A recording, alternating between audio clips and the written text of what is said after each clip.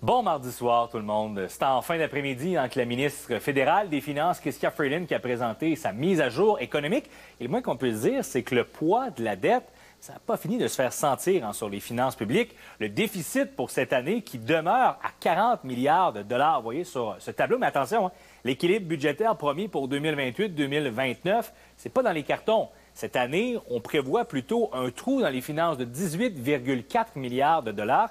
Vous savez, depuis l'arrivée du gouvernement Trudeau en 2015, tous les budgets qui ont été écrits à l'encre rouge. Et on en voit maintenant les conséquences les frais de la dette qui vont passer à 35 milliards de dollars cette année, à 52,4 milliards l'an prochain. Pour vous donner une idée, c'est plus que ce que le fédéral consacre au transfert en santé. Clairement, donc, la hausse des taux d'intérêt, ça fait mal partout. Pour ce qui est des mesures pour lutter contre la pénurie de logements, la hausse du coût de la vie, disons que c'est timide. D'ailleurs, on en parle ce soir avec Philippe Noël, qui est vice-président Affaires publiques et économiques de la Fédération des chambres de commerce du Québec. Bonsoir, bienvenue à l'émission. Bonsoir. Disons que les cadeaux, les bonbons sont plutôt restés rares dans cette mise à jour. Vous retenez quoi globalement? Oui, pas beaucoup de nouveautés. On s'attendait à plus de mesures en matière de logement. Ça a été plus des rappels de mesures qui ont déjà été annoncées récemment pour construire des nouveaux logements. C'est certain que nous, à la FCCQ, on partage en fait l'objectif du gouvernement de réduire les délais, de simplifier les démarches administratives. En ce moment, il y a comme un parcours du combattant pour quelconque promoteur qui veut construire des logements.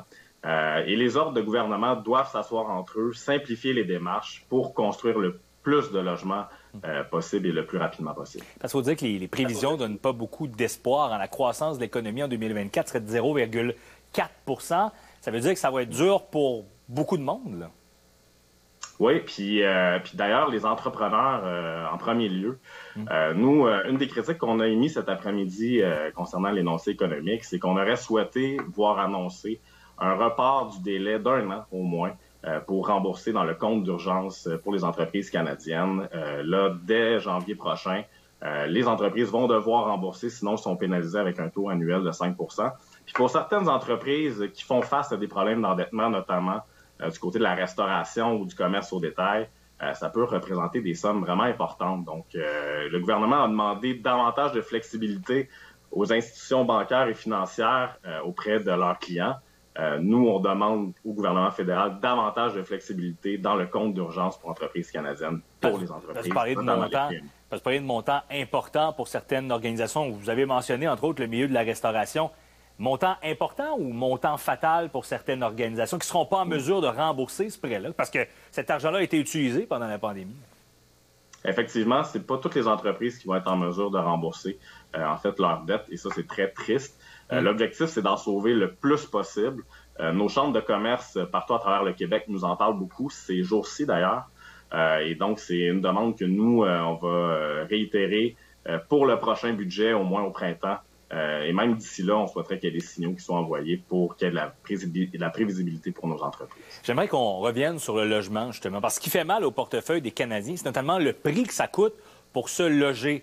Aujourd'hui, on annonce pas grand-chose de neuf à part la création d'une charte hypothécaire canadienne.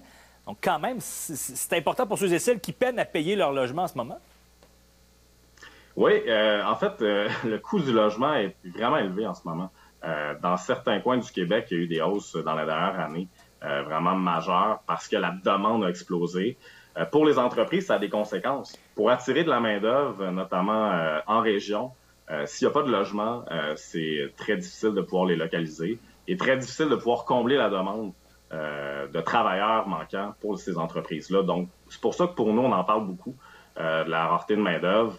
Ça a des conséquences, évidemment, sociales, mais ça a des conséquences aussi économiques pour nos régions en premier lieu. Et est-ce qu'on s'attendait justement à quelque chose en lien avec la pénurie de main-d'œuvre cet après-midi? Oui, on n'a pas vu grand-chose dans ce secteur. C'est un des grands absents, d'ailleurs. Nous, on souhaitait aussi, par rapport à la pénurie de main-d'œuvre, mais par rapport aussi aux travailleurs qui puissent investir dans leur propre formation, un régime d'épargne volontaire, formation continue, qui soit annoncé. Évidemment, c'est un énoncé économique, c'est pas un budget, donc on s'attend pas non plus à énormément de mesures comme dans un budget, mais on aurait au moins souhaité avoir des signaux pour ce qui est de la rareté de main-d'œuvre et la formation des travailleurs. Vendredi, ce sera le 24 novembre, donc on peut pratiquement dire que le temps des fêtes approche, donc en même temps un mois. On sait que c'est une période cruciale pour bien des commerçants. On voit cette période-là comment cette année? Du côté des commerçants, on aborde ça quand même positivement. Okay. La préoccupation qui concerne, en fait, je vous dirais les commerçants, c'est davantage ceux qui dépendent du dollar loisir. Parce que, comme vous savez, même si l'inflation a réduit un peu récemment, on est encore en haut du taux cible de 2 donc, le premier dollar pour le consommateur qui est COP, c'est le dollar loisir. Donc, tous les commerçants qui dépendent du dollar loisir peuvent être un peu plus préoccupés. Mais cela dit, les signaux qu'on a, en fait, évidemment, les commerçants avaient hâte d'avoir le temps des fêtes, en fait, pour peut-être se reprendre des derniers mois qui ont été plus difficiles. On verra par la suite si ça a été des bons mois ou des bonnes semaines, des semaines qui ont précédé, en fait, le temps des fêtes. Des mois, des semaines qui pourraient justement venir aider à rembourser ces fameux prêts pour les commerçants, parce qu'on s'attend que l'an prochain, c'est pas nécessairement rose non plus. Là, on s'attend à cette période de morosité économique. Est-ce qu'on s'inquiète justement de possibles fermetures d'entreprises? Oui, ça demeure, puis c'est pour ça que ça demeure une préoccupation. Le compte d'urgence pour entreprises canadiennes, s'assurer en fait qu'il y ait de la flexibilité, qu'il y ait de l'agilité pour les entreprises pour pouvoir rembourser leurs dettes. L'accès au crédit est plus difficile aussi pour ces entreprises-là.